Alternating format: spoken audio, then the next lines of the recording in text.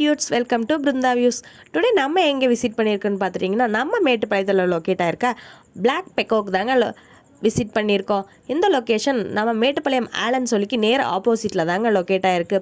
Ambience எல்லாம் பார்க்குறதுக்கு ரொம்ப நீட் அண்ட் க்ளீனாக அழகாகவே மெயின்டைன் பண்ணிட்டு வராங்க. ரொம்ப சூப்பராக இருக்குது. இங்கே என்னெல்லாம் ஸ்பெஷல்னு சொல்லிவிட்டு நான் அப்படியே கடையை சுற்றி ரவுண்ட் அடித்து பார்க்கும்போது அந்த அண்ணாவை கூப்பிட்டே கேட்டேன் இங்கே என்னெல்லாம் ஸ்பெஷல்னு சொல்லிவிட்டு. அவர் சொன்னதை கேட்டு நான் ஆடி போயிட்டேங்க. இங்கே வந்து ரோஸில் டீ போடுறாங்க, ஏலக்காய் டீ இருக்குது, மசாலா டீ இருக்குது, பிளாக் பஸ்டர் டீன்னு இருக்குது. எல்லாமே இங்கே ஸ்பெஷலாகவே இருக்குதுங்க.